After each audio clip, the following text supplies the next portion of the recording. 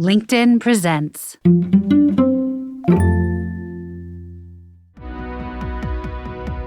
Making sure people around you at work are happy seems like a great thing. But is it possible that maybe, just maybe, your people-pleasing ways are stopping you from getting ahead? I'm Aarons-Mele, and this is The Anxious Achiever. I'm Tomer Cohen, LinkedIn's Chief Product Officer. In my new podcast, Building One, I interview some of the best product builders out there. People at the intersection of dreaming and building and learning. Together, you and I will learn from their experiences. If you're just as curious as I am, follow Building One wherever you listen, and check out the conversation on LinkedIn. You know, we put a lot of pressure on individuals in today's work culture to think better, do better, be better. The focus on the I, or what individuals can do to change our situation, is important. It gives us agency. It helps us think about ourselves in relation to others. But we never act alone. A huge part of our mental health and our work success also depends on our relationship with other people and how those relationships play into a bigger system. Take the issue of people-pleasing.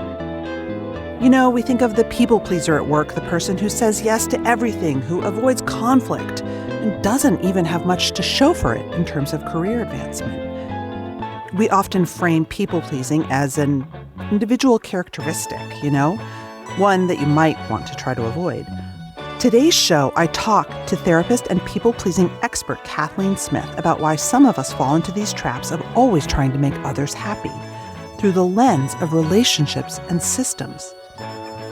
If we can better understand and work on the relationships we have at work, Smith sees it as a way to shift people away from people-pleasing behavior and into having more functional and successful relationships with each other. She shares insights around anxiety and work as well. Kathleen Smith is the author of the new book, True to You, a therapist's guide to stop pleasing others and start being yourself. I'd like to start with a couple definitions, if that's okay. Sure. I would love you to define systems for us. Yeah, that's a great question. When I talk about systems, I'm talking about a group of, let's say, people, but it could be other organisms that are trying to solve problems and also manage tension. I think of that as sort of the two functions of a system, right? To move forward, to get things done, to survive, but also to regulate itself, to bring down tension, conflict, stress.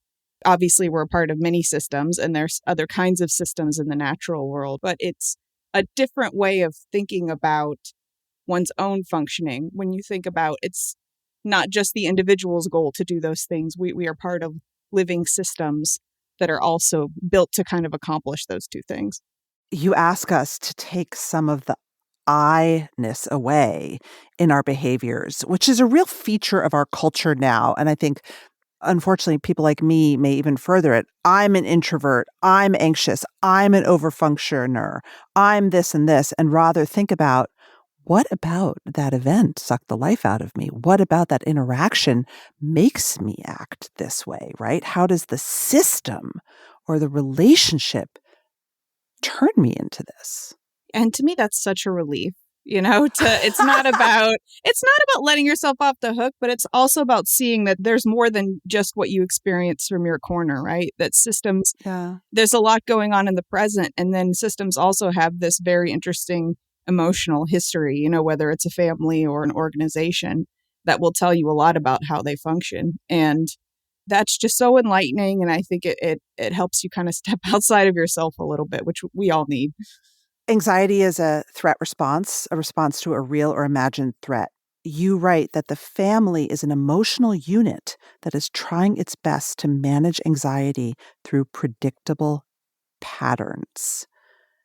This definition of the family, where does it come from and why is that helpful for us to know? Yeah, well, it comes from the theory I use as a therapist. It's called Bowen Family Systems Theory, or Bowen Theory for short. Murray Bowen was a guy who's a psychiatrist, and he was very fascinated and interested in learning sort of how some families fared better than others.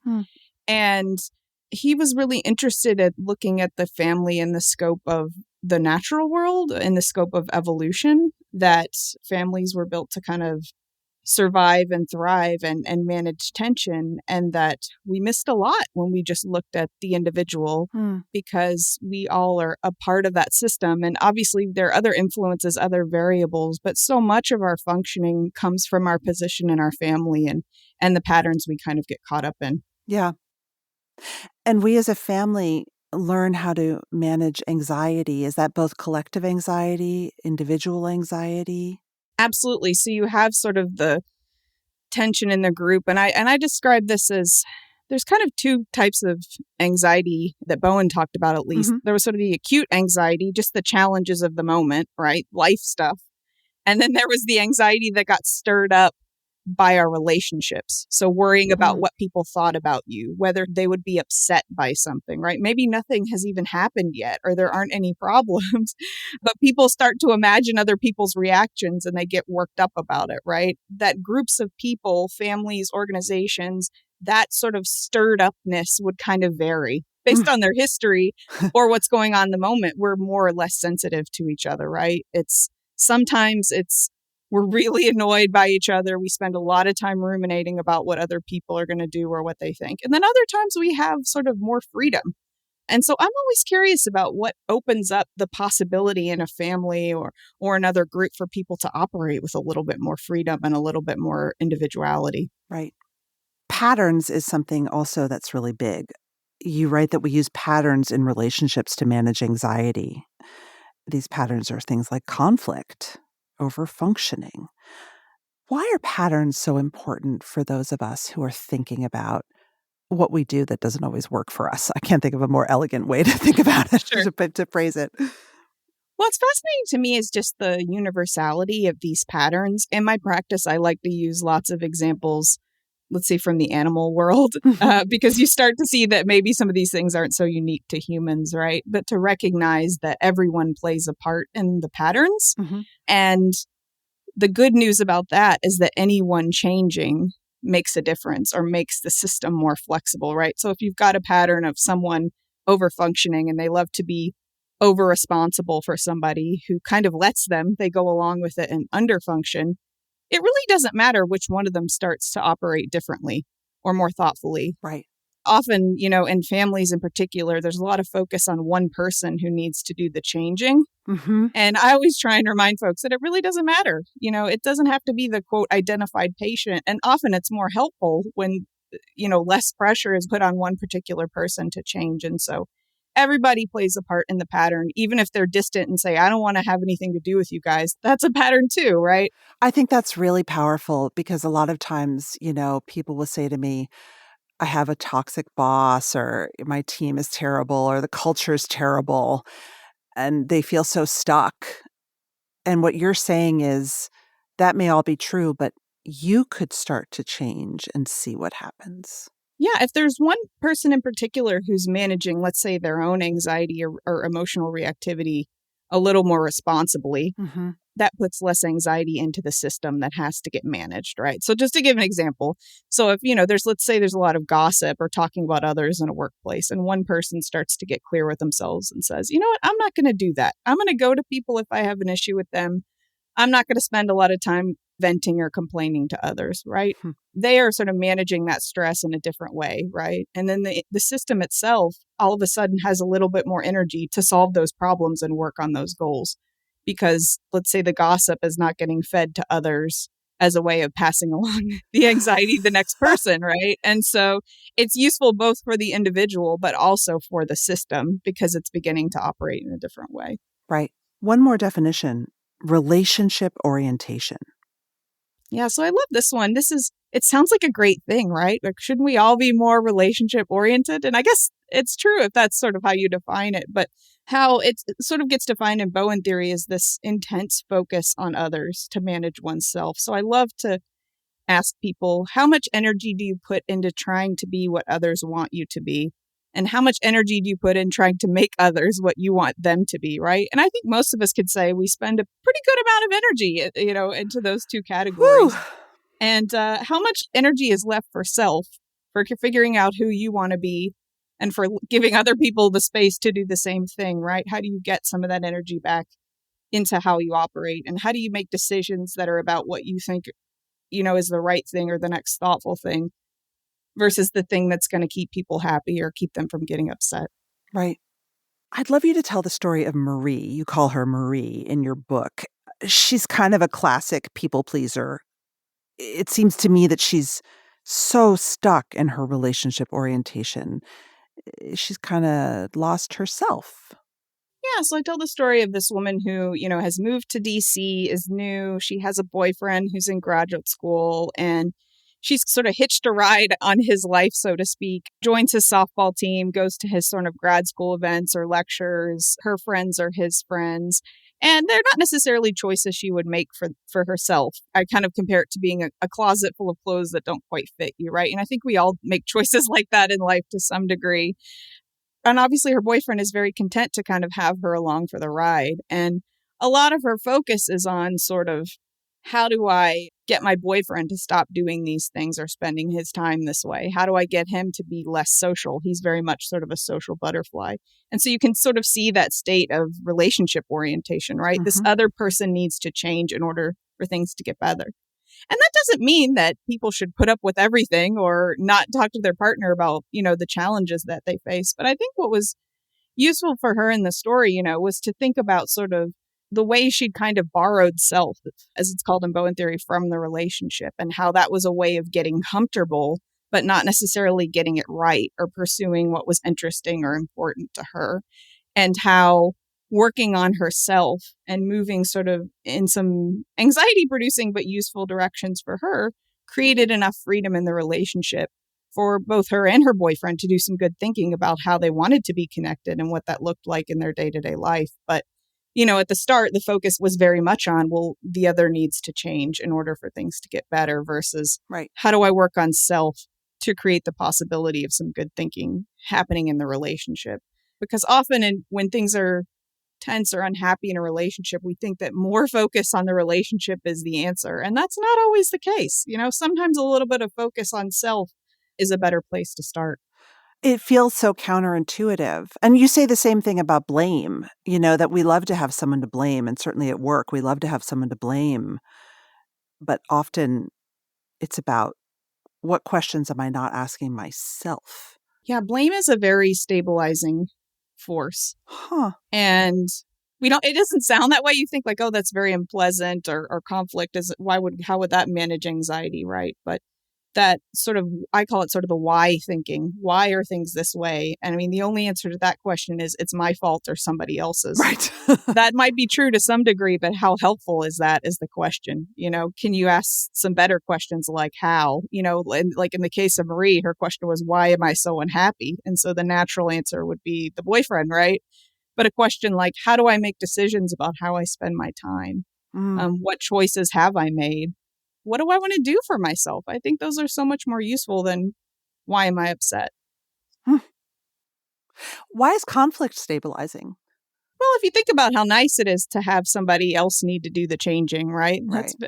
Right. And vice versa. It's going in both directions. Both people think the other person needs to change. And that's a way of getting sort of comfortable, but it's a very temporary comfortableness.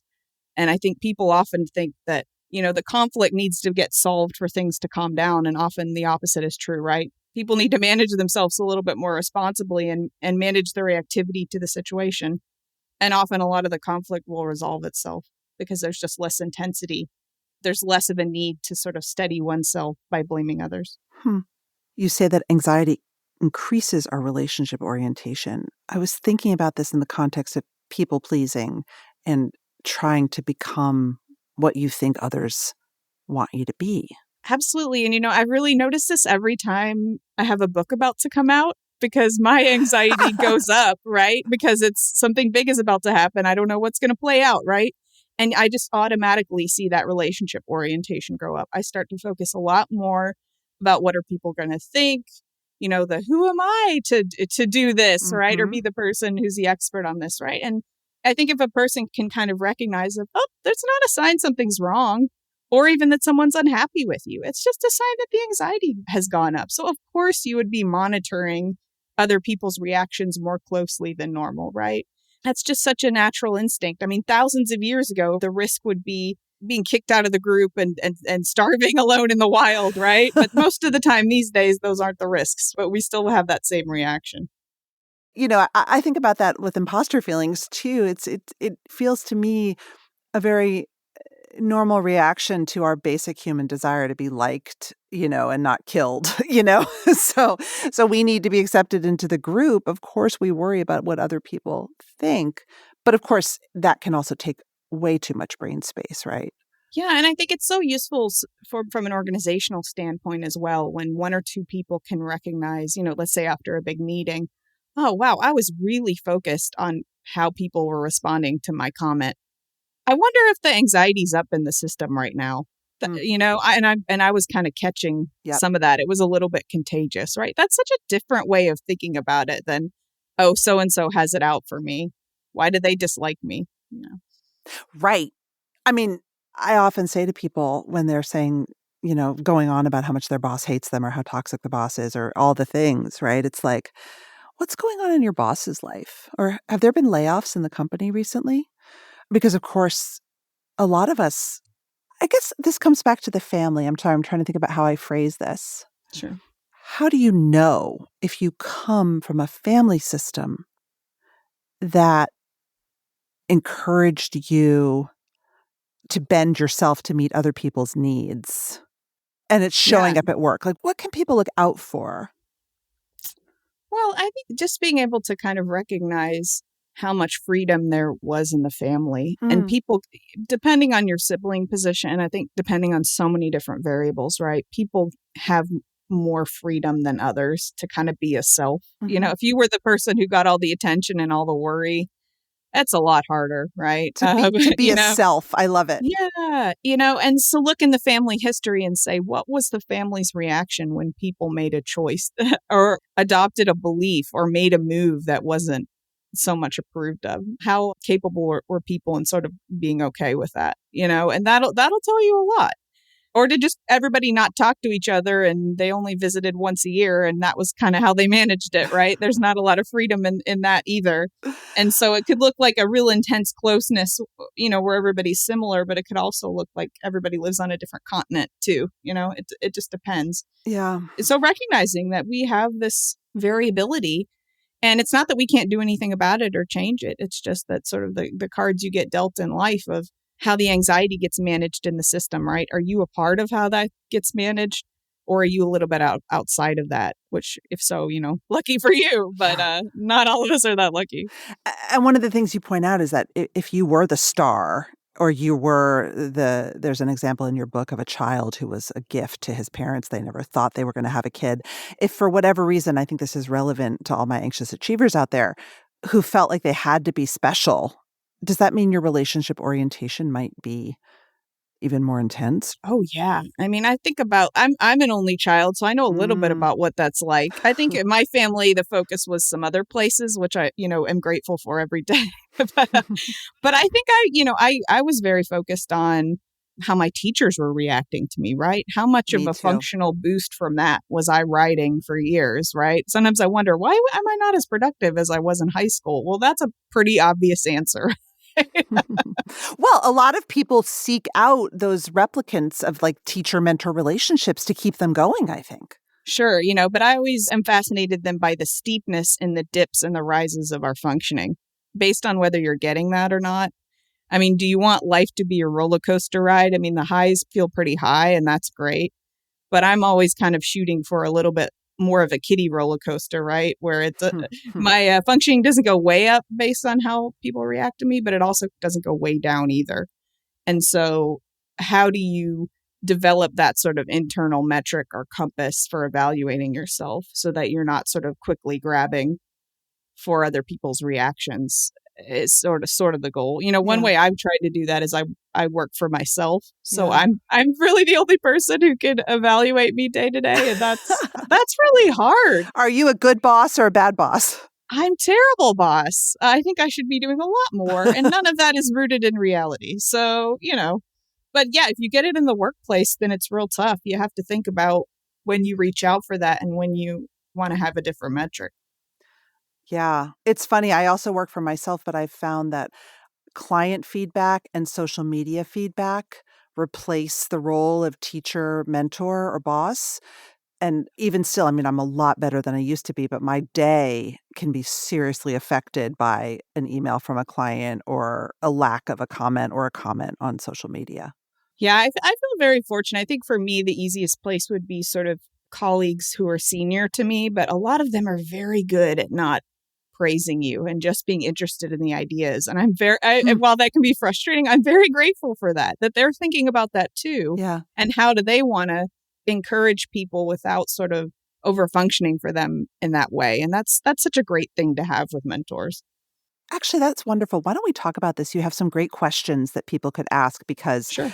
if you're a manager or a boss out there and you no doubt have people working for you whose days can be made or ruined by a look you give them, a comment, a slack. What are some questions you could recommend or feedback you recommend giving that is less about the relationship orientation and more about the self? Yeah, I think just open-ended questions to people that help them make observations about themselves, questions that help people not be overly positive or overly negative about themselves. Mhm. Questions that I might ask clients as a therapist, right? Just things like, what are you learning about your functioning these days? That's one of my favorite questions to ask people. What do you think you've been able to make happen? What has still been a challenge lately? You know? Or even let's say after like a presentation or something, just those simple questions of what do you think you were able to accomplish and where do you see the areas of growth being? I mean, just it's very simple questions that we never really take the time to stop and be curious about with people. We just always rush towards the great job. I really enjoyed that, or not saying anything at all sometimes if we didn't like it, right?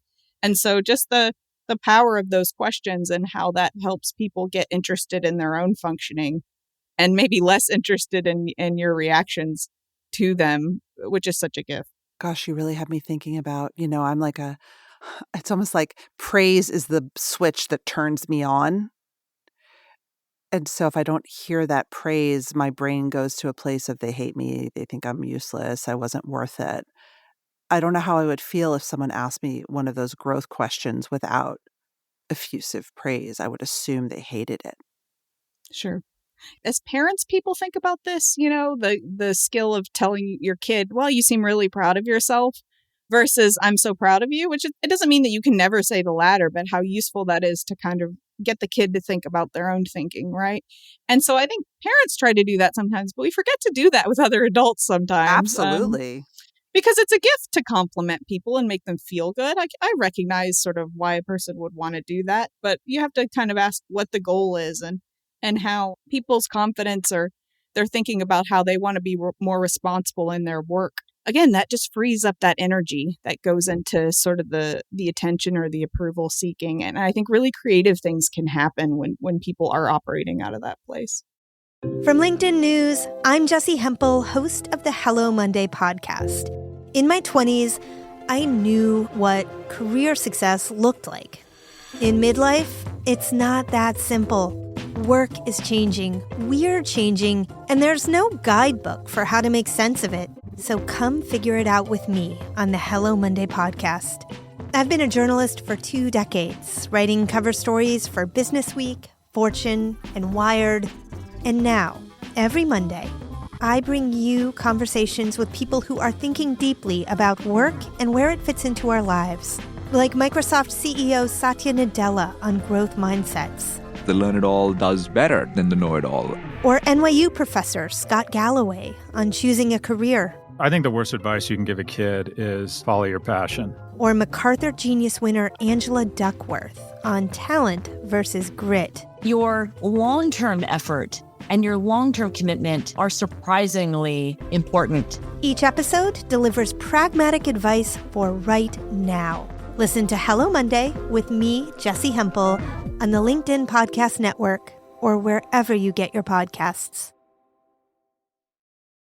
One of the frames that you posit, I think, is so wonderful, and it's sort of storytelling versus being a systems thinker. It's so powerful when we're anxious and overwhelmed at work, right? It becomes very easy to tell stories. My boss is so mean, or they don't value me, or, whatever the stories, even stories that sound psychologically sound, like you talk about in the book, like my dad has no boundaries. Well, that's blaming, but it sounds intelligent and enlightened. But you say using story is often the easy way out. How do we become a systems thinker versus a storyteller? It goes back to those, am I asking a why question, or am I asking the who, what, where, when, how questions? Yeah. Seeing the reciprocity in the relationship patterns, so let's say a leader has just left an organization and they were, let's say, overfunctioning in some ways. They always took way too much time to listen to everyone's thoughts and feelings, and let's say their personal life suffered from them sort of spending all hours doing that, right? I mean, how much does that set up the new leader to get labeled as cold and distant, right? Because they set healthy boundaries and don't make themselves available at all times. Yep. The systems thinker would be going, okay, what can we predict is going to happen if people come in and they're functioning in a different way, or even a more responsible way? It's probably not going to be a good thing, right? How do we see sort of the functioning of the last person? Again, not being overly critical, but also not sort of effusive in our praise either. Let's get kind of neutral and objective about people's functioning as much as we can, and be able to predict sort of the challenges that will arise. I think that's just so fascinating when groups are able to do that. Mm-hmm. And they're able to see that it's the way we function, either in response to each other or to a leader, plays a huge role. It will shake out differently, based on what people are comfortable with. I always love, I don't know if it's legal to ask people this. I don't think it is, but I'm always curious about people's siblings' positions and their position in their family, and then coming into an organization. How much can you predict based on that information alone? That's really interesting, isn't it? I think also, there's been scholarship about insecure overachievers and how companies sort of sniff them out and prey on them. Is that you find people who are very good at manipulating your need for love, for praise, right? For being shown the reflective light. I mean, I do believe that there are people who literally get promoted because of their people pleasing. I don't even know if I think of it as manipulation, just sort of being an imperfect, perfect fit, just like people's marriages, right? Yes. Our dysfunctions kind of fit together and make people a good pair, And so how is that useful? But then also, what's the cost? Somebody usually has to eat the cost, and then they end up getting burnt out or can't function in the same way, right? And so how do you operate in a way that's a little less rigid, when the system can thrive without anyone having to overfunction in that way? To me, that's interesting. I find that very rare, to be honest. In a lot of cultures where people are gathered together on a team because they identify as high performers, it feels to me like overfunctioning can be par for the course. And then someone comes in and they don't. And to your point, people are like, well, what's wrong with him? He thinks he's better than us, Sure. I mean, you've got to have some people, though, who are, I think about, 25% of ants in an ant colony don't do anything at all, right? So you have to have somebody under functioning. Absolutely. I think about when I got married, I made the mistake of asking two people who were both oldest siblings and overfunctioners. I put them on the same task, and what a disaster. That was a disaster. So I think a smart leader is thinking about sort of, how do I have a little bit of a variety with the functioning here? Because if everybody's looking to direct, that's probably going to be a recipe for conflict. Yes, it often is. So in systems theory, for every overfunctioner, there has to be an underfunctioner, right? Also recognizing that it can seesaw back and forth. Let's say like I'm in marriage or a partnership at work. You're going to have moments where somebody acts a little bit more helpless because they know the other person will take over. So we swing back and forth. Over time, it can become fixed in one particular direction. But that doesn't mean that we don't, those of us who love to help and do for others, it doesn't mean that we can't underfunction in some ways in life. I want to talk about evaluating yourself and how to do it. It's hard. And it's like a lot of cobwebs you have to clear off. And you point to growing versus anxious questions. I love that. But why is self-evaluation with focus on the self really an important leadership quality? To me, it's about sort of getting, let's say, emotionally objective about oneself and the functioning of the system. And how does that open up the door for curiosity about what could be different or how one can kind of function up. That's that intrinsic piece, right? Versus the sort of the researcher attitude of, I wonder what would happen if I were able to kind of be responsible for myself in this way, right? That's such a different motivation than sort of seeking out the attention and approval from the other, which good luck controlling that, because there are a million and one variables affecting how people respond to us, right? What's going on with them, other things. And so being able to ask yourself good questions like, what am I trying to do here? That's about the simplest one you can ask. And I meet with somebody every month, and my task for myself is to go, what have I noticed? What have I tried to do? And then where do I see the opportunities? I call it observations, efforts, and opportunities. And that's just my way of sitting down every month and kind of evaluating how I'm doing and what relationships I want to work on myself in.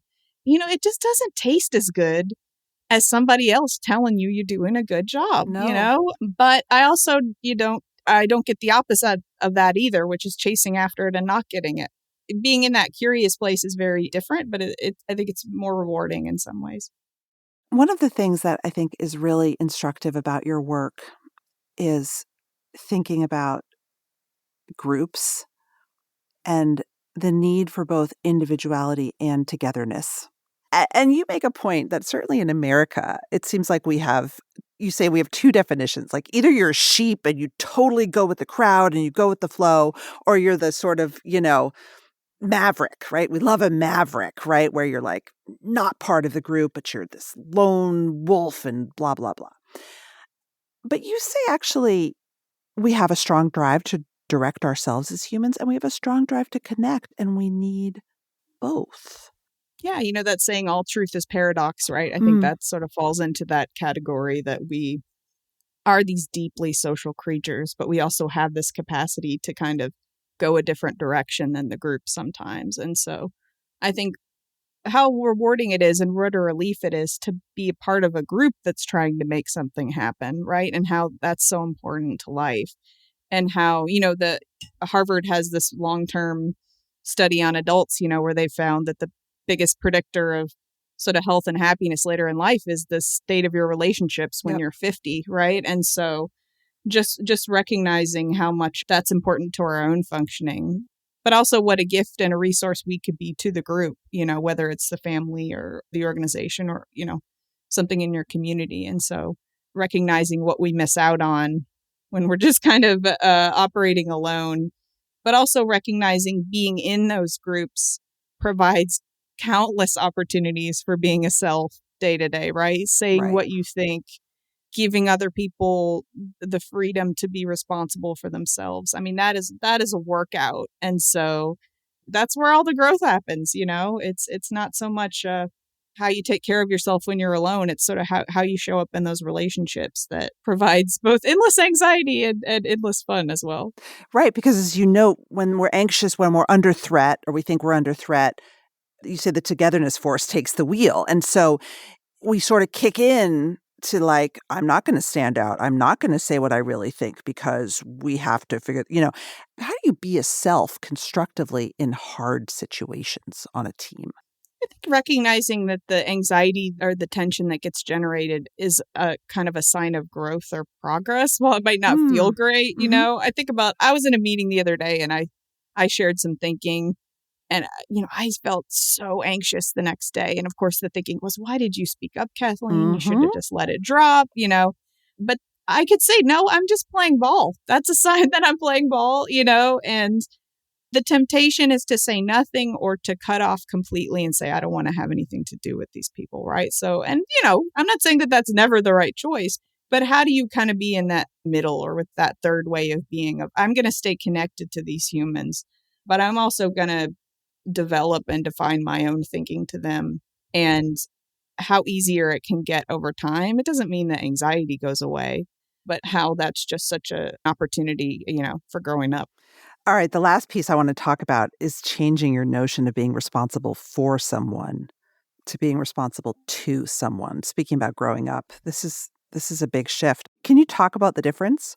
So many of the ways we're responsible for people is just help that's not helpful. It's more about us managing our emotions or the anxiety than it is about relating to another person and recognizing when that happens of I'm unable to tolerate the distress of watching you figure this out for yourself, right? So I'm going to swoop in and take over, right? And so one way to be responsible to people is to be connected to them while they navigate challenges, right? To check in with them. It could also look like being honest about your thinking. It doesn't mean you never share kind of what's going on in your brain, but how do you show up in that way? Maybe you only give advice when it's asked for. That's one way to be responsible to people. Or maybe I take a few deep breaths when they're feeling anxious so that I don't take on their anxiety or I don't throw any anxiety back at them. Right. To me, those are all examples. And it's just fascinating how just a tiny little preposition changing that can change how you think about what your job is in a relationship. I think it's brilliant because a lot of us we're raised in a model of leadership and management that is actually more really taking care of people and being responsible for people rather than being responsible to people. And we learn through dysfunctional management sometimes that the only way to manage is to hover over people and totally helicopter and micromanage. I think also recognizing that people invite that over responsibility and how they respond to us. It's not just us. It's a two-way street. Yes, thank you. Thank you. You're right. And so that's that over and under functioning piece that it's comfortable in some situations and for some people to have other people calling the shots and doing things for them. And so that's a strong pull to kind of have that seesaw play out that way. Okay, my last question is I'd love you to share growing versus anxious questions. I'd love you to define those and maybe even share, if you want, a couple that would be instructive for listeners. Yeah, so for anxious questions, I think it's the sort of those why questions, those blaming questions, those questions that can't be really answered. Questions like, am I doing enough? I mean, who knows? What's enough? Society has terrible definitions about what's enough. What might upset people? Am I doing as well as everyone else? Is it too late in life for me to do this? I mean, those are just such anxious questions. And then I think the growing questions they're a little more boring, but more helpful. Questions like, how would I like to be responsible for myself today? What do I think I've been able to make happen? What are the challenges up ahead? What's important to me? How do I want to respond when the stress goes up or when the anxiety goes up? I mean, those are questions that are answerable, and they provide often very specific, very small ideas to put into practice day to day. And they're just so much more manageable and they engage the front part of your brain. Whereas the anxious questions, they're back of the brain questions, right? That just really aren't rooted in reality and aren't about what we actually can make happen, let's say in a day or even in a lifetime. I love that. Kathleen, as usual, thank you for your incredible insight and work and actionable strategies. Thank you so much. This was a lot of fun. That's it for this episode of The Anxious Achiever. The show is produced and edited by Mary Dew with production support and sound engineering by Nick Krinko. If you like what you heard, head to your favorite podcast app. Leave us a review. It really matters and we appreciate the time and effort it takes. And if you don't subscribe or follow the show already, now's the time. And let us know what you'd like to hear more of. I get some of my best ideas from my listeners, so find me on LinkedIn, send me a message. You can find my weekly newsletter there as well. A big thanks to LinkedIn and all the listeners out there and our guests in the Anxious Achiever world. Until next time.